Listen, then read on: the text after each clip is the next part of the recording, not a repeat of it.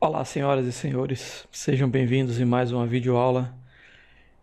Hoje nós vamos discutir um dos experimentos que comprovou, que ajudou, a reforçar a ideia da quantização de Planck, que é a explicação do efeito fotoelétrico. Vamos ver como foi possível, através de um experimento que a princípio não tem nada a ver com o experimento da radiação de corpo negro. Vamos ver como esse experimento, como a explicação, na verdade, desse experimento ajudou a reforçar a hipótese de Planck e, consequentemente, veio toda a mecânica quântica em seguida, tá certo? Então vamos lá. Efeito fotoelétrico e o quantum de luz. Muito bem, o que é o efeito fotoelétrico? Inicialmente ele foi percebido por Heinrich Hertz, que é um físico que percebeu pela primeira vez as ondas eletromagnéticas na prática, certo? A gente sabe que Maxwell foi o cara que preveu as ondas eletromagnéticas matematicamente, mas que encontrou as ondas eletromagnéticas experimentalmente foi Hertz, e ele percebeu o seguinte, que para você ter dois eletrodos, para sair uma faísca elétrica de um eletrodo a outro, ele percebeu que se o eletrodo tiver iluminado, a faísca elétrica ela saia mais facilmente. Então foi o primeiro indício de existência do efeito fotoelétrico. Então, por isso que a gente atribui ao Hertz. Um efeito fotoelétrico basicamente consiste na emissão de elétrons de uma superfície metálica estimulada pela incidência da luz. Então basicamente é o quê? Tem uma estrutura metálica, incide luz sobre essa estrutura e elétrons são ejetados dessa estrutura. Vocês terem uma ideia, esse efeito hoje é usado, por exemplo, em controle remoto. Como é que um sensor eletrônico consegue perceber a presença de luz? Através do efeito fotoelétrico, quer dizer, movimento de elétron, lembre-se que elétrons são cargas.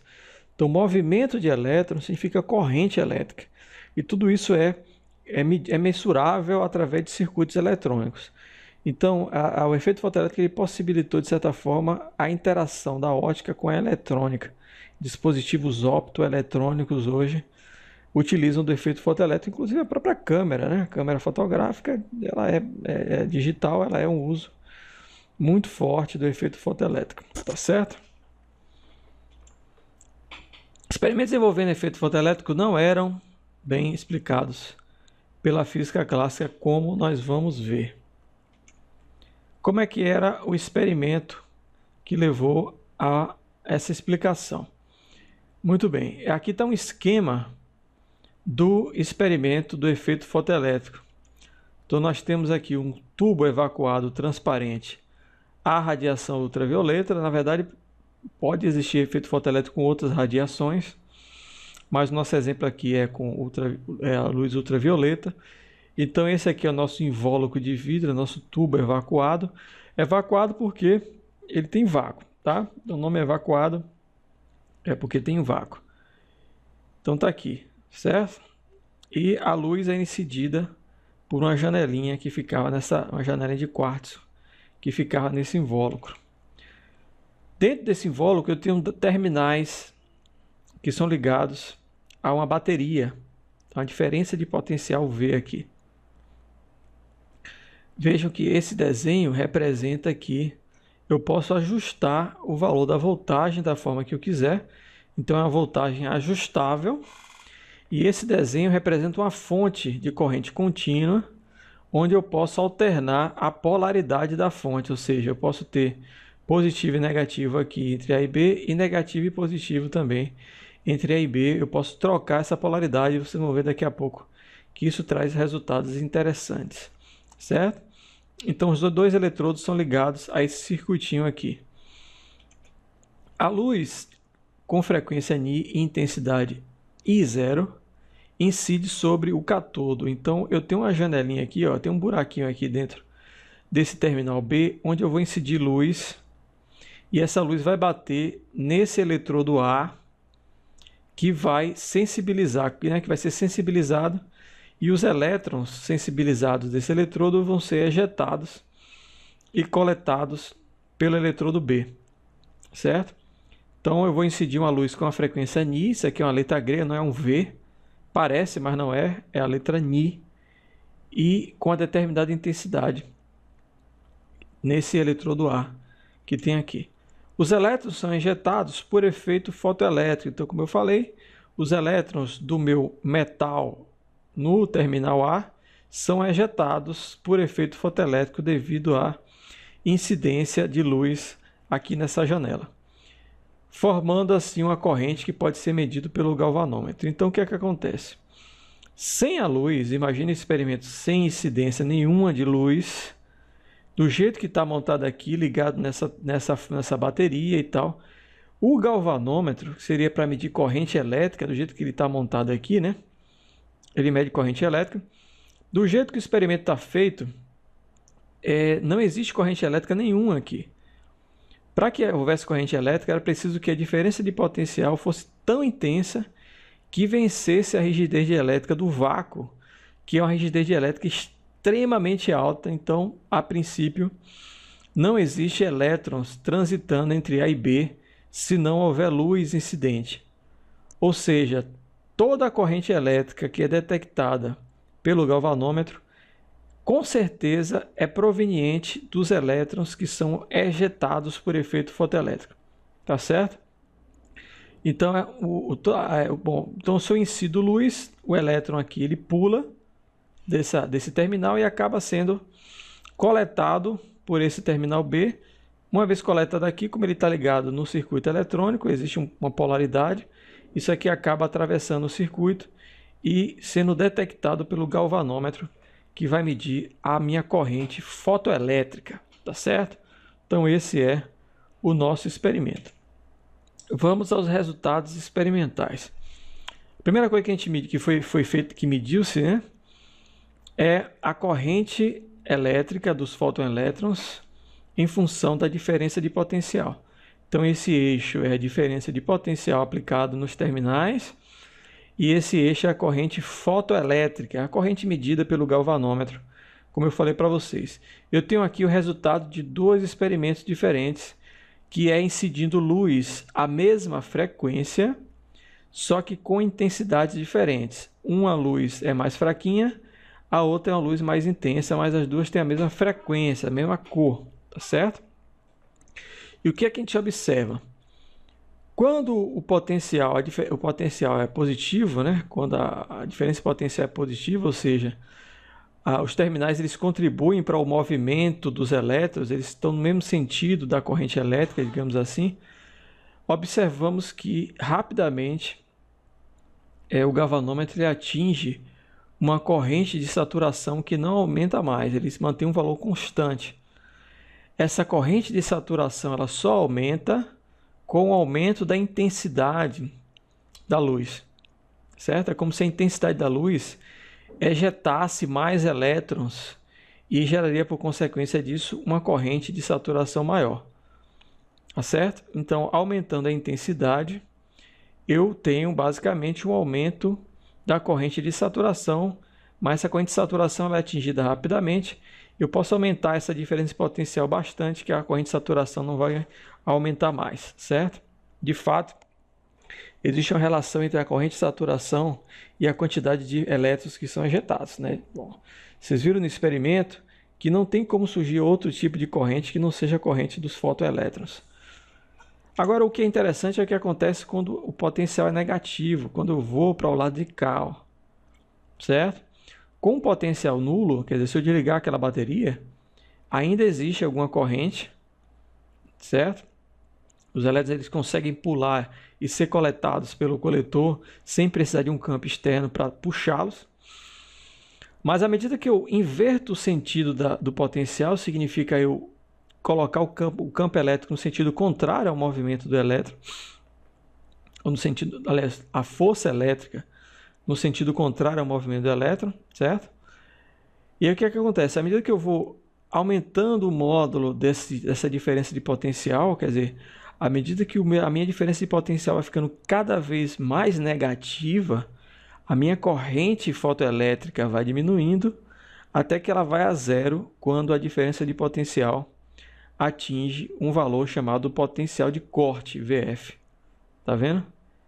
E veja o que é interessante é que nos dois experimentos, quer dizer, com as duas intensidades diferentes, o meu potencial de corte ele continua sendo o mesmo. Olha aí. Eu mantenho a frequência, mas aumentando a intensidade da luz incidente, eu tenho o mesmo potencial de corte. Então, o aumento da intensidade gera aumento de corrente de saturação, como nós vimos, mas não altera o valor do potencial de corte. Outro resultado é esse aqui, ó. Eu mantenho a intensidade e mudo a frequência da luz incidente. E aí, se eu alterar a frequência, aí nós vemos que existe uma relação entre potencial de corte e frequência da luz incidente. À medida que eu aumento a frequência, eu aumento também o meu potencial de corte. Certo? Então, variando a frequência e mantendo a intensidade constante, eu tenho o aumento do potencial de corte com o aumento da frequência. Então, vamos às explicações, certo? Basicamente, eu vou me concentrar no que acontece para um potencial negativo, que é que a gente viu, né? Potencial zero, existe uma corrente fotoelétrica, mas à medida que eu vou aumentando esse potencial negativo, essa corrente fotoelétrica vai diminuindo, até que ela atinja o zero no potencial de corte. Vamos partir de uma explicação clássica, né? Se a gente parar para pensar um pouco, a gente pode imaginar que essa força elétrica gerada pelo campo, ela vai freando os elétrons, né, que vão sendo ejetados, até que chega uma hora, à medida que eu vou aumentando essa força, né, chega uma hora que a força consegue frear todos os elétrons. Né? Então, se eu tenho uma força elétrica pequena, se eu tenho um potencial pequeno, vai gerar uma força elétrica pequena, e aí, como tem aquele monte de elétrons que são ejetados com energias diferentes, com velocidades iniciais diferentes, eu tenho aquele monte de elétrons ejetados. Se eu tenho uma força elétrica pequena, são poucos os elétrons que ele consegue frear. A maioria consegue atravessar e atingir o terminal, o coletor. Agora, se eu aumento a diferença de potencial, essa força elétrica oposta, ela vai aumentando mais, aí o que é que acontece? Ele começa a conseguir barrar mais elétrons que são ejetados. Até que chega uma hora que a força elétrica oposta está tão intensa que ela consegue barrar até o elétron mais energético que é ejetado pela minha superfície metálica, tá certo? Então, o raciocínio é mais ou menos esse. E essa coisa de freagem, né, através de uma força oposta, isso tem, de certa forma, tem um tratamento clássico, que é o que a gente vai ver agora. Então, eu fiz aqui uma simulação. Aqui eu tenho os dois eletrodos, certo? Os dois eletrodos metálicos. E essa linha azul significa o campo elétrico que está nesse sentido aqui, ó, da direita para a esquerda. Esse é meu campo elétrico. Esse campo elétrico ele é criado, gente, pela diferença de potencial da pilha, da bateria que eu liguei aqui. Então, tem uma bateria que gera diferença de potencial. E essa diferença de potencial significa um campo elétrico. Tá certo? E aí vai ser injetado luz aqui ultravioleta, né? Só um exemplo, né? Luz ultravioleta. E aí vamos ver o que é que acontece. Então, o metal é irradiado por luz ultravioleta. Os fotoelétrons são ejetados com uma certa energia cinética. O campo elétrico provoca uma desaceleração dos elétrons que para antes de atingir o coletor, retornando para o eletrodo de origem, certo? Foi exatamente o que eu falei para vocês. Então, o elétron ele é ejetado com uma certa velocidade, uma certa energia cinética, só que como o meu campo, esse campo está errado, né? Era para ser o contrário, porque como o elétron é negativo, a força elétrica seria o contrário. Então, depois na próxima edição dessa aula eu corrijo isso aqui. Então, por favor, não reparem, esse campo elétrico é no outro sentido, tá? Porque ele vai gerar uma força contrária ao movimento. Do jeito que está aqui, ele está gerando uma força que está na direção do movimento, e isso aí não é frear um elétron nunca, né? Então, por favor, desconsiderem isso. Mas vamos voltar. Então, os elétrons são injetados aqui com uma certa energia cinética. Existe um grupo grande de elétrons, certo? Não é um só, são vários. E cada elétron vai ter uma energia diferente. E aí, a depender da força, eu vou conseguir frear uns ou não. Tem uns que freiam antes, tem uns que freiam depois, tem uns que atingem o outro lado. Por isso que a intensidade da corrente ela vai diminuindo com o aumento da diferença de potencial. Ela não é cortada de uma vez só, certo? Então vamos lá, como seria o tratamento clássico desse problema? No momento da injeção, os elétrons possuem energia E igual a meio de mv ao quadrado, que é a energia cinética. Então, no momento que ele sai, ele possui apenas energia cinética, meio de mv ao quadrado, onde m é a massa do elétron, e v é a velocidade com que ele é ejetado. Lembrando que no conjunto eu tenho um grupo de velocidades aqui diferentes, não é uma só. No momento da frenagem, que é quando o elétron para de vez, ele não tem mais energia cinética e sua energia mecânica toda é dada pela energia potencial, né? E como vocês sabem, em se tratando de campo elétrico, a energia potencial é dada pela carga elétrica vezes o potencial elétrico, certo? Que no caso aqui é o potencial de corte, o VF, que é o potencial capaz de frear todos os elétrons que são ejetados aqui por essa superfície metálica. Então, no princípio de conservação de energia, esse princípio não pode ser violado, mesmo mesmo falando de mecânica quântica, esse princípio não pode ser violado, tá certo? Agora vamos pensar o seguinte: de onde veio a energia que excitou esses elétrons? Se você parar para pensar. Então, a onda eletromagnética ela atinge o elétron. Essa energia que estava na onda eletromagnética passa para o elétron, só que o elétron ele gasta parte dessa energia para conseguir fugir da estrutura, certo? Então, a estrutura ela segura, ela é presa, o elétron é preso à estrutura. Ele consegue, para poder conseguir sair da estrutura, ele precisa primeiro realizar um trabalho para sair da estrutura. Então, esse trabalho consome parte da energia que as ondas colocam dentro do elétron, tá certo? E isso a gente precisa levar em consideração. Por isso, a gente vai fazer o cálculo da seguinte forma: a energia adquirida pelo fotoelétron, ela é a energia absorvida menos a energia necessária para poder vencer a estrutura que segura o elétron, certo? Essa energia nós vamos chamar de função trabalho do material, certo? Então, o elétron, até ele atingir essa energia cinética aqui, a energia que ele recebeu, parte é usada para realizar um trabalho de retirada do elétron da estrutura. Ele precisa vencer a estrutura primeiro, para depois ser ejetado, certo? Então, veja uma coisa interessante. Quer dizer, só é possível tirar o elétron da estrutura se a energia que ele receber for suficiente para vencer a função trabalho primeiro. Então, se ele receber energia que não consegue vencer a função trabalho, o elétron é ejetado. Seria o que acontece quando você incide luz ambiente, luz visível, sei lá, em um metal, em um cobre, por exemplo. Você não percebe a questão do efeito fotoelétrico com energia, com luz a determinadas frequências, porque aquela luz provavelmente não fornece energia suficiente para vencer a função trabalho daquele material, certo? Então, por isso que eu preciso de uma determinada frequência para conseguir vencer e de um determinado tipo de material, né? A função trabalho, ela é uma constante que depende só do material, depende do tipo do material. Então, eu vou igualar essa expressão da energia à minha definição que eu acabei de fazer da energia absorvida. Tá certo? E aí, observe uma coisa interessante, né? Vamos ignorar, por enquanto, a parte cinética e vamos só se concentrar nessa parte da equação aqui.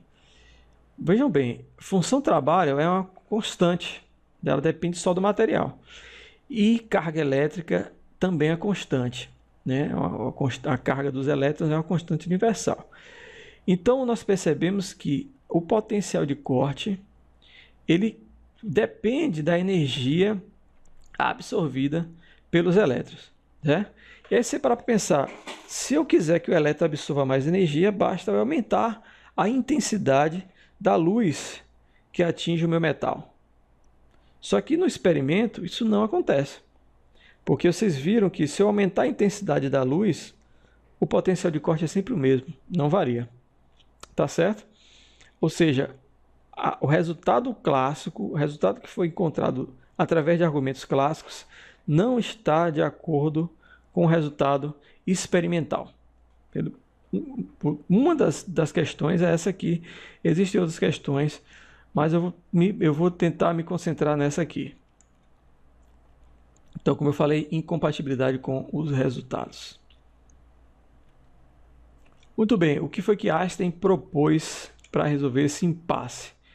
Ele se baseou na hipótese da quantização de Planck. Ele disse o seguinte, que a absorção dos fotoelétrons ela é feita de maneira quantizada, a absorção quantizada de energia luminosa, e ele chamou esse pacote de energia luminosa de fótons, certo? É como se a luz ela fosse constituída de um pacote de energia, e quando essa luz atinge o elétron absorve somente pacotes quantizáveis de energia. Ou ele absorve 1, absorve 2, ou absorve 3. Ele não pode absorver um pacote meio pacote, 30% de um pacote. A absorção é feita de maneira quantizada, né? E, inclusive, Einstein usou a mesma definição de Planck do tamanho de um pacote de energia, do tamanho de um fóton. Então, segundo Einstein, um fóton tem energia equivalente à constante de Planck vezes a frequência daquela luz, tá certo? E aí, utilizando essa definição de energia absorvida, nós podemos reescrever a equação que chama de equação de Einstein do efeito fotoelétrico. E ao invés de E, que eu tinha aqui antes, né? Lembram lá? Eu tenho aqui H vezes Ni. Então veja, se eu analisar novamente só esse trecho aqui, ó, da minha fórmula, vejam que agora eu tenho uma relação não entre e potencial de corte, mas entre a frequência da luz incidente e o potencial de corte. Aí sim, passou a ter uma coisa coerente. Porque a gente viu em um dos resultados experimentais que existia uma relação direta entre frequência e potencial de corte. À medida que eu aumentava a frequência, eu também aumentava o potencial de corte. Então ele conseguiu resolver esse problema experimental, né, daquela figura através dessa expressão aqui. Além disso, podemos perceber que o aumento da intensidade é resultado do aumento de fótons, o que não altera o valor do potencial de corte. Porque a gente viu que o aumento da intensidade não altera o potencial de corte experimentalmente. Mas pela explicação de Einstein, aumentar a intensidade de uma luz significa aumentar a quantidade de fótons. Isso não altera essa fórmula da equação de Einstein do efeito fotoelétrico. Tá certo? Não está em acordo com a teoria de Einstein. E aí ele consegue explicar o segundo resultado experimental também. Devido a essa explicação do efeito fotoelétrico, Einstein ele acabou ganhando o Prêmio Nobel de Física de 1921. Então, gente, Einstein não foi premiado pela teoria da relatividade, como algumas pessoas devem achar, né? Ele foi premiado pela explicação do efeito fotoelétrico, que foi um efeito, vejam só, ele conseguiu encontrar a constante de Planck num valor muito próximo ao valor que Planck encontrou em um outro experimento. Então veja como uma coisa importante. Planck fez a dedução do quantum de energia para explicar a radiação de corpo negro. E lá ele deduziu o valor da constante de Planck.